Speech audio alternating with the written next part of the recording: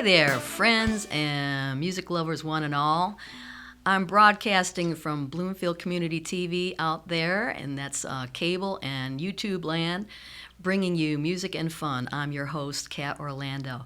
And today we continue with our series of local Detroit artists, and we have a very special one joining me today, a super talented singer-songwriter who performs around not only Michigan, but around the country.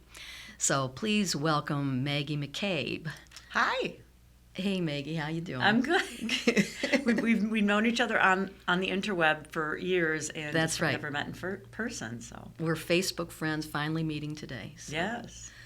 So once again, thanks for joining. And so I gave you a little intro. Why don't you tell everybody in Bloomfield Community TV land who you are and what you do?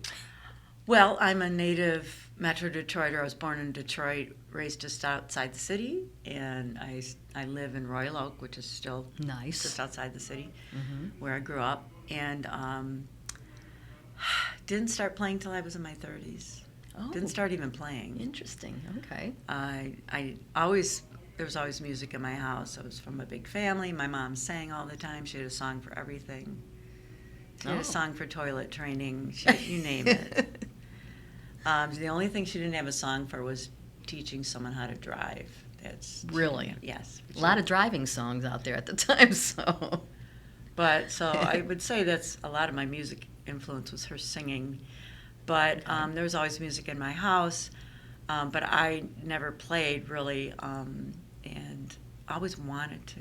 I always had a desire to be a singer, but I always got discouraged from doing it and just didn't think I was good enough. And then in my 30s, my parents bought me a guitar, and I studied real hard for about a year, took lessons at Strings and Things on Woodward. Oh, I remember that place. Yeah. Mm-hmm. And then I got pregnant with my son, so I put the guitar down for 6 years. Oh, okay, sure. And then I picked it up, and I'm like, I want it. I'm a single mom, you know. Right. I didn't have a lot of time. So I'm like, I want to do that. I just want to finish one song. It was my goal. I just wanted to finish one song. Didn't matter if there was 2 people in the audience. That's all I wanted to do. And then there was a terrible tragedy. I lost one of my sisters suddenly. And so I put the guitar down for another year and a half. I was severely depressed. And then I just picked up the guitar and I said, I'm doing this. Oh, okay. Life is too short. I have nothing to lose. Right. And so I went to an open mic, and like 2 weeks later, I had a gig. Oh, really? Yeah. Wow. Yeah.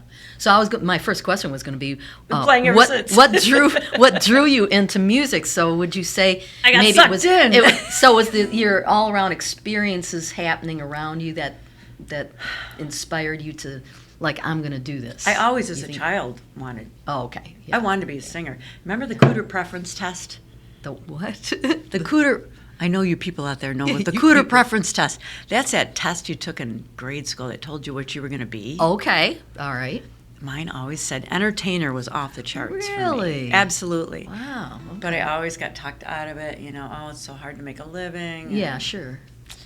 So I went into computers, had a whole 20-year career in that. Okay. And started playing in 1998 with these folks I met at the open mic, and they just kept me working. And again, I'm a single mom at the time with a home and everything and a full-time job, but I did it. I don't know how I did it. Yeah. But at one point, I think I was in 6 bands. Yeah, well, that's the way things are now. Yeah. But even back then, you were in a lot of bands. Yeah. Just because every band started at a different time, so you learn all the material. Right. And then you're only adding material here and there. So True. when you get to Common 6, material. Yeah. that it kind of fills your schedule, you know. And then I loved it because one was blues, one was rock, one was a world beat band, Okay. and then Irish, and then a cappella. So let's back up a little bit. So these several groups that you're in, the ones that I know about is Maggie's Farm, and your Bonnie Raitt tribute, and your Neil Young tribute. Right. So then they are different genres. Those are the ones I'm in now, today. Okay, Yes. gotcha. Okay. Yep. Mhm. Yeah, and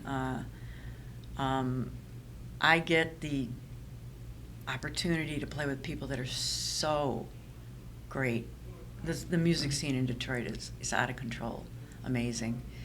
And the only issue we have is we don't have enough venues to play.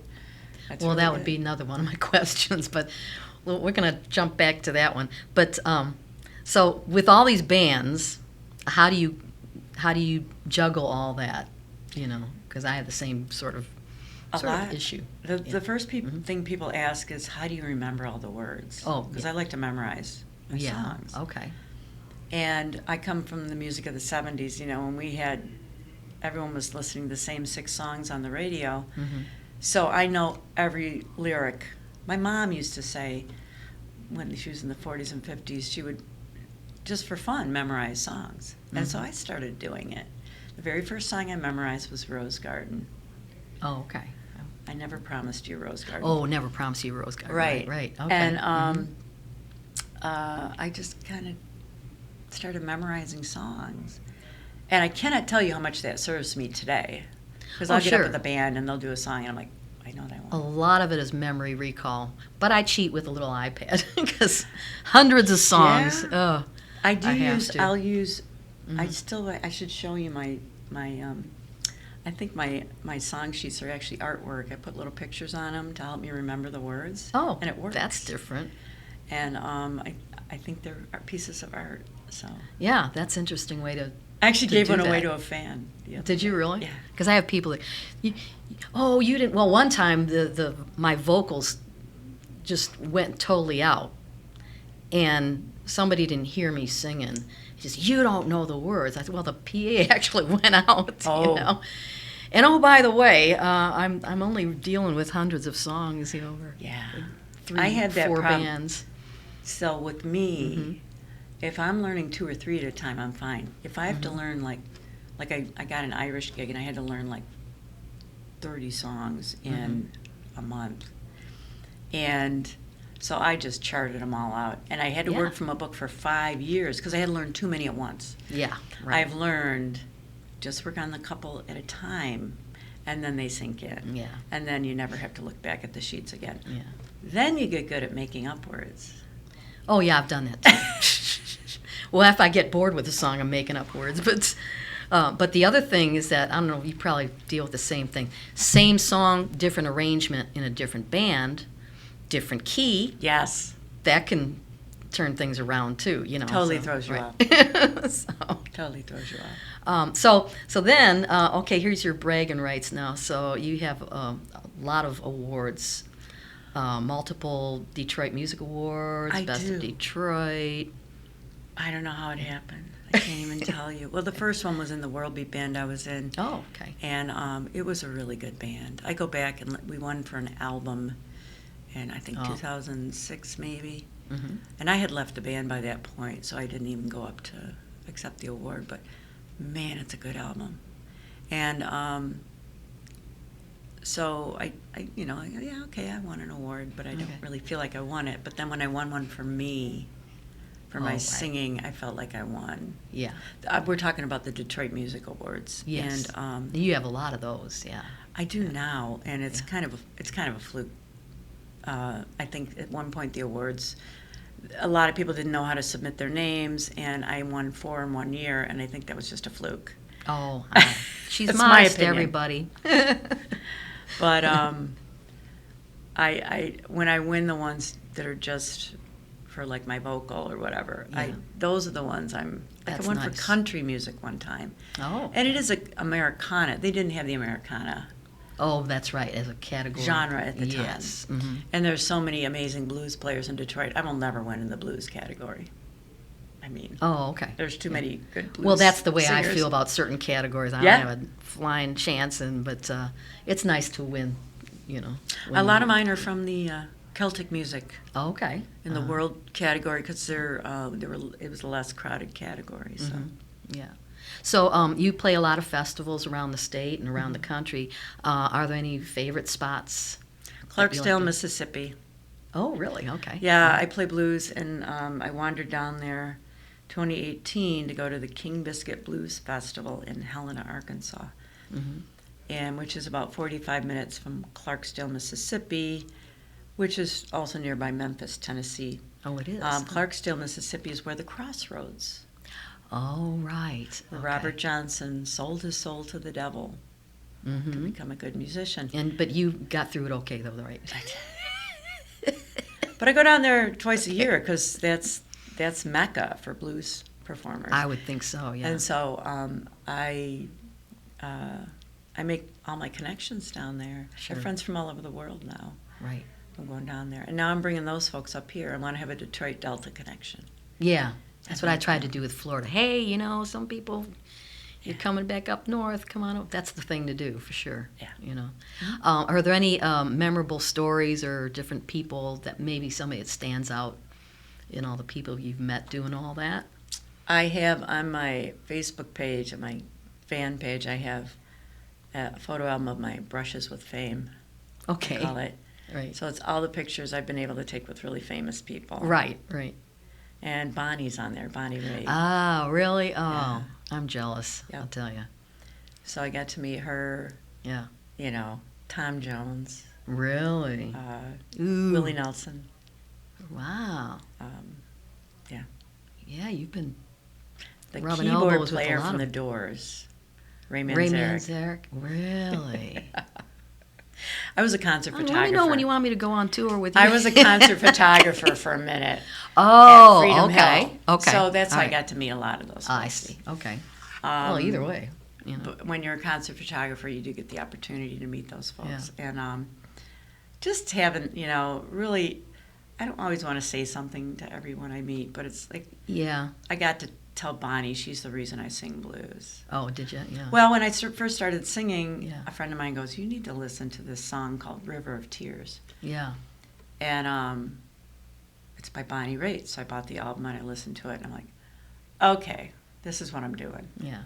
That's neat you got to tell her, and you didn't hesitate, because whenever I get around somebody like that, I'm like, Stevie Wonder, like, Stevie, and people are crowding around Stevie Wonder, talking in his ear, and I'm like, and where I'm all jammed up in a crowd, up next to Smokey Robinson, and Stevie Wonder, and Berry Gordy, and like, Stevie, you're the reason why I play saxophone or I sing, and they're crowding him into a room. It's like, so sometimes I end up like, you can be in this awkward situation, but you had an opportunity to connect the one with it. That's awkward neat. situation, because I had a camera in my pocket. I met Etta James, a friend of ours, Reverend Robert Jones, got me backstage. Oh, nice. And I was with my friend Stacia Ford, and she's an amazing singer-songwriter. And we met Etta. Etta had just had knee surgery, so she was in one of those little scooter things. Oh, okay. I wanted a picture so bad, and I had a camera in my pocket. And I thought, it's not cool for me to do that. You never know, though, right? So I didn't get a picture. But I did get to meet her, and I made her laugh, because Reverend Robert goes, here's a couple of musicians in town. They just want to say hi. And she said hi. She was very gracious. I go, and I thought, there's that moment when you can say something. I said, we want to be like you when we grow up. Right. And she just started laughing. She goes, oh, no, you don't. Oh, yes. Oh, no, you don't. See, that's cool. You see, you made that connection. She was super funny. But she's at kind her of got show. that Detroit connection, because Bobby She's Murray so was funny. Running her. Was he the music director in her band? Yeah, right? she's just or a is stitch. not is, but yeah. And Mavis Staples, I got to meet her. Oh, I got to spend 2 nice. days with her. Oh, I love her too. She's exactly what you expect her to be. Yeah. Just a doll. She got that low, gritty voice. I know. I think she's still performing. Yeah. Yeah. Wow. So you were also in the Concert of Colors. Were you on stage with Don Was performing with him, or No. on the bill? No, Okay. no. First time I was at a Concert of Colors was with my World Beat Band. And we did Okay. reggae, soca, samba, ska. But Ray Charles was the headliner. Ooh. So I have, our band name is on the same T-shirt as Ray Charles. Nice. So I can say, kind of warmed up for him. Ooh, yeah, that's something to put on the resume. I'm doing Concert of Colors this year, too. Oh, good for you. Yeah. Maybe I can make that if I haven't. Yeah. I got to check the schedule. Never been on there myself. But back to your question or your statement about not enough places to play. And I totally agree with that, for original music especially. What do you have any thoughts on how to make it better? Since there's so much history here and there's so much talent here, what ideas do you have? I have ideas. That's probably what I've been doing this for 23 years or so. I'm starting to actually produce shows. Okay. And I have bad stage fright, so producing a show is easier for me. Oh, because then I don't have to worry about performing. And I think we need those people that love the music. If you play at a bar, you've got to be at a bar where the owner cares about the music. Absolutely. I just had a bar cancel one of our gigs because they just decided they could make more money with a sushi bar. Mm-hmm. So that kind of thing is happening. Yeah. And, we're a working class town, people have to get up and go to work. Yeah. But I think our demographic's changing a little bit, but sadly the younger folks didn't grow up like we did in the 60s and 70s, listening to live music. Mm-hmm. That plays a big part. Right. Yeah. So what I'm finding is a lot of my fans are older. We grew up going to festivals, and that's just what we did. And it was an immersive experience. That's why the one thing I love to do is get people singing. If I can get them singing. Yeah. Well, that is how you connect to the audience for sure. Right. Do you have any advice for younger people getting into the business? It depends on what you want to do. Do you want to record? Are you a songwriter? I was never going to be a songwriter. That was not my plan. Okay. I just wanted to perform. Right. I wanted to do that energy on stage. I just wanted to perform. Yeah. Not everybody is a songwriter either. Performers aren't necessarily songwriters, but I bet you got some songs. I do. But if you want to be a songwriter, there's a certain set of advice I would give you. If you want to be a performer, if you want to be in a dance band, okay. If you want to be, do a techno thing, if you want to just record, that's a whole different path. Sure. The big thing is you got to be able to travel. Right. Really kind of with anything you do, because if you've recorded something, you got to go out and sell it. Yeah. Or have the money to market it. But with the internet, there's all kinds of, flash in the pan things where you can get viral without all of that. Yeah. That experience, you can hit on something without having the performing experience, and then find yourself in a situation where you're not equipped to handle performing. Well, in the old days, you had to pay people to go market your songs. Yeah, right. You paid someone, and they would go out and drop the records off at the radio stations, right. or somebody would do it, or the performer would do it. Mm-hmm. You have to. Your music's got to get out there. Right. So, you're talking to someone that hasn't really released. I have not released my own album. I'm on other people's albums. Okay. Right. That's the other thing. Is I love being a backup singer. Yeah, it's fun. I love it. It is fun. I love singing harmony. Yeah. You don't have to be the front person. You're not the focal point. But I love being a backup singer. Yeah. And maybe I was born to do that. Maybe that's what I'll do.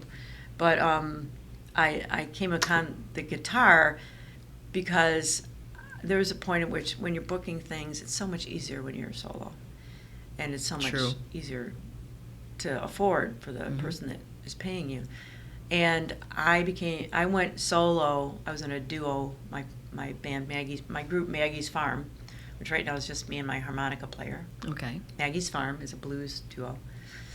But I did solo, and I did it to become a better guitar player, and it sure worked. Oh, okay. Because there's no one to, you got to do it yourself. You gotta get better. Well, that's a constant challenge in whatever you do, but music is endless. There's always things to learn. When you were first starting out, did you have any challenges or issues in a male-dominated situation, or maybe I it's never different thought of it that way. Okay. I just thought of seasoned, unseasoned players. Oh, right. All right. I'm new. I'm a newbie. Yeah. People have been very kind. That's nice. Yeah. And the music scene in Detroit, I can't say enough about it. People have been kind and generous with their time. and always supportive. That's great. Always. That's great. And if I had been anywhere else, it might not have been the case. Yeah. Maybe I experienced that more because I was more in the rock band Maybe. Environment early on. I'm an acoustic babe.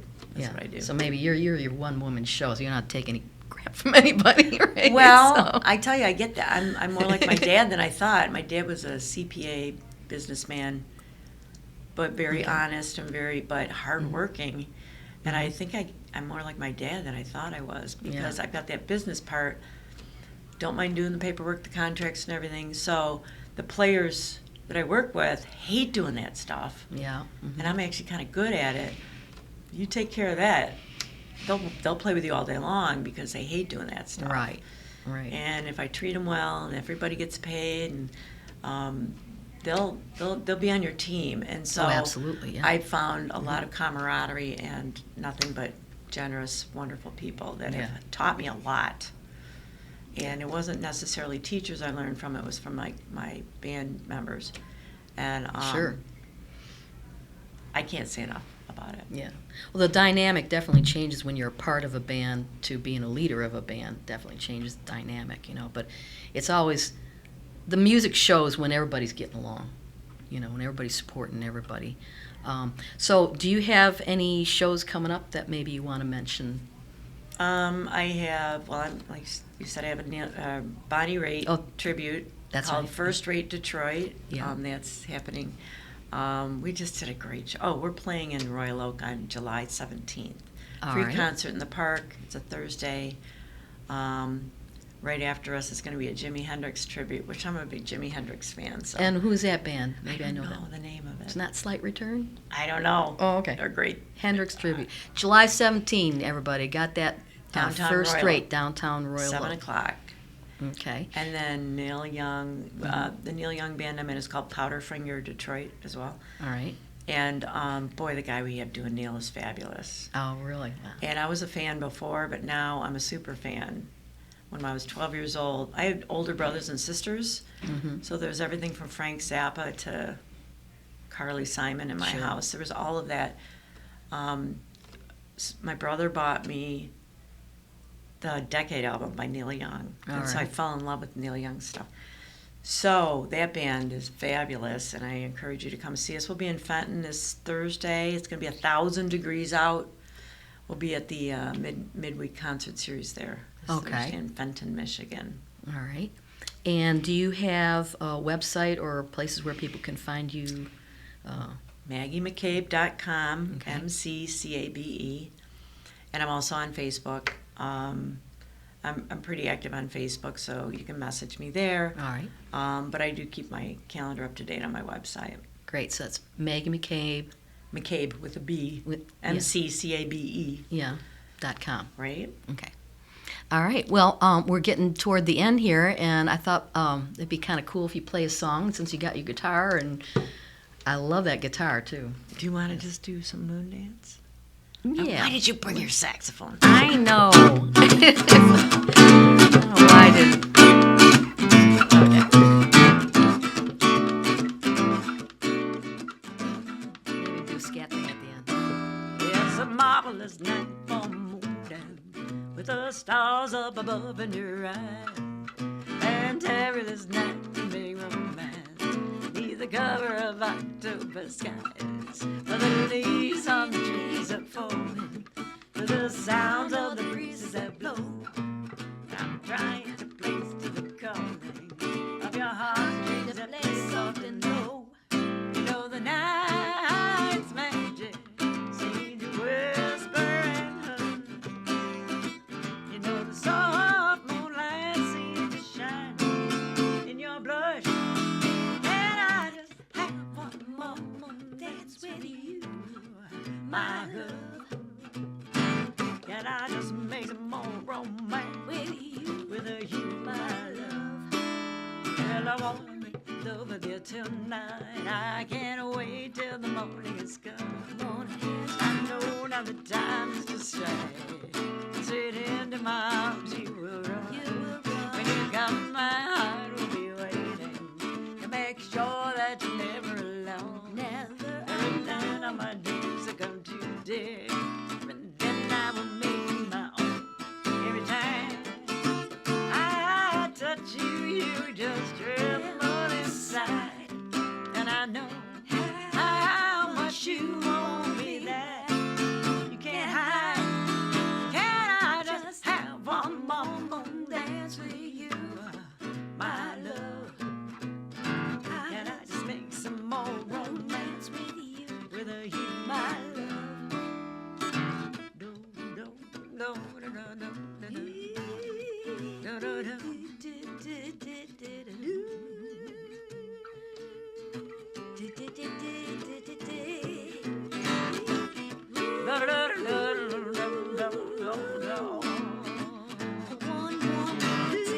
with you, love.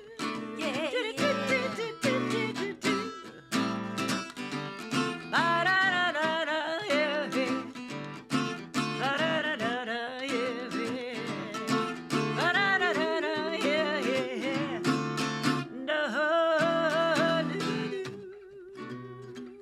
one more moon dance, yeah, in the moonlight, yeah, a wonderful night. It's a marvelous night for moon day. Yeah, yeah, yeah, yeah, yeah, yeah.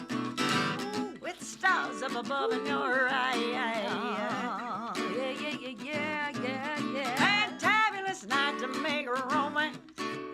The cover of October sky. When the leaves on the trees are All blowing right, all right, all right. to the sounds of the breezes that blow. I'm trying to place the color of your heartstrings that play soft and low. You know the night's magic. All right, everybody, this is Maggie McCabe. Keep going. Oh, okay. No. I was going to do your outro there while you're still playing. Maggie McCabe on guitar and vocals. And see her at maggiemccabe.com and July 17 in Royal Oak, downtown. And I'm Kat Orlando saying see you next time on Bloomfield Community TV CHOPZ. Ow. Bye, everybody. Thank you, Maggie.